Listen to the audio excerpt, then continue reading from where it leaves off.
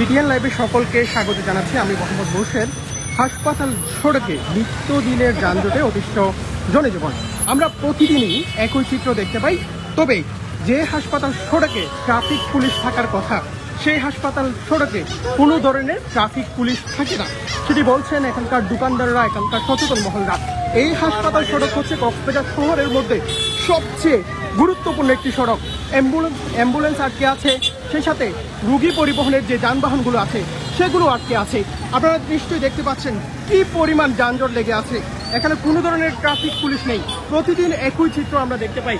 কক্সবাজার শহরের হাসপাতাল সড়কটি সবচেয়ে গুরুত্বপূর্ণ এবং এই হাসপাতাল সড়ক দিয়ে জেলা প্রশাসক কার্যালয় থেকে শুরু করে বিভিন্ন হাসপাতালের থেকে শুরু করে কক্সবাজারের বিভিন্ন গুরুত্বপূর্ণ জায়গায় এই হাসপাতাল সড়ক দিয়ে যাতায়াত করে মানুষ। কিন্তু এই হাসপাতাল সড়কে কোনো ধরনের কোনোদিন আমরা ট্রাফিক পুলিশ দেখতে পাই না। মাঝে মাঝে এখানে সাধারণ মানুষরা ট্রাফিকের দায়িত্ব পালন করেন, সেটি আমরা দেখতে পাই।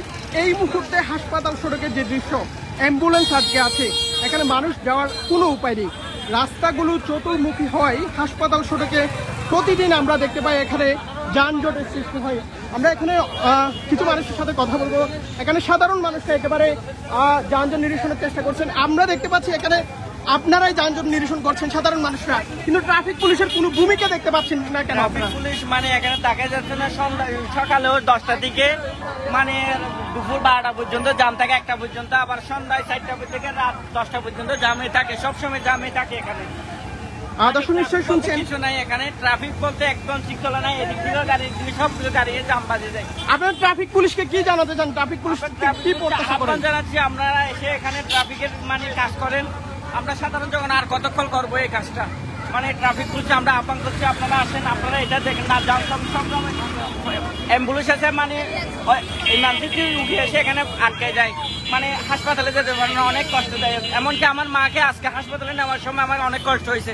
মানে হাসপাতালে মানে আলফাতে নেওয়ার সময় অনেক মানে কি জাম বেঁধে গেলে 1 ঘন্টা 2 ঘন্টা যাবো এখানে বসে থাকছি।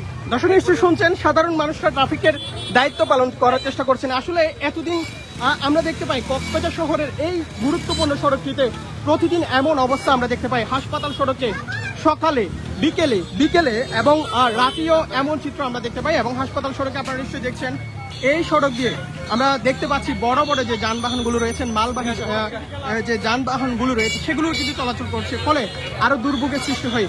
এখানকার যারা রোগী আছেন, হাসপাতাল সড়ক দিয়ে যারা মানুষ যাতায়াত করেন নিয়মিত, তাদের অবস্থা একেবারে আশঙ্কাপূর্ণ। যেহেতু মানুষ দুর্ভোগে পড়ছেন, কক্সবাজার শহরের ট্রাফিক পুলিশের অভাব করছেন, এমন একটি পরিস্থিতিতে মানুষ কি পরিমাণ ভোগান্তি আছে সেটি কিছুক্ষণ আগেই একজন সাধারণ মানুষ আমাদেরকে জানিয়েছেন।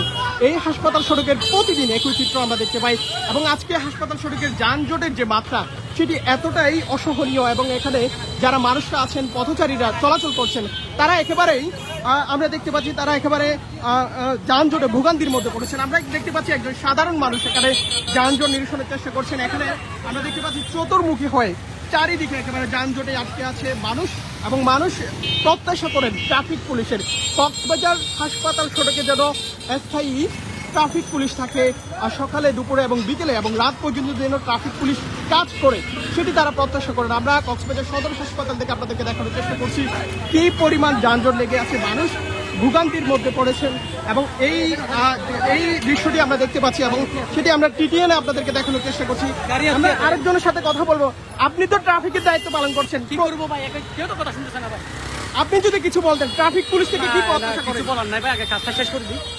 দর্শক, আমরা দেখতে পাচ্ছি একজন সাধারণ মানুষ ট্রাফিকের দায়িত্ব পালন করছেন। তিনি দেখতে পাচ্ছেন নিজ দায়িত্ব থেকে, যেহেতু পুরো শহরটি একেবারে কক্সবাজার হাসপাতাল সড়কটি একেবারে যানজটে অতিষ্ঠ হয়ে উঠেছে জনজীবন, সেহেতু তিনি যানজট নিরসনের চেষ্টা করছেন। এই হাসপাতালটি সড়কটি একেবারে গুরুত্বপূর্ণ একটি সড়ক শহরের মধ্যে এবং এই হাসপাতাল সড়কে মানুষ প্রত্যাশা করেন এখানে যেন ট্রাফিক পুলিশ তাদের দায়িত্ব পালন করেন সবসময়। তারা সেটি বলছেন। আমরা আপনাদেরকে দেখানোর চেষ্টা করছিলাম কক্সবাজার হাসপাতাল সড়ক থেকে সার্বিক পরিস্থিতি।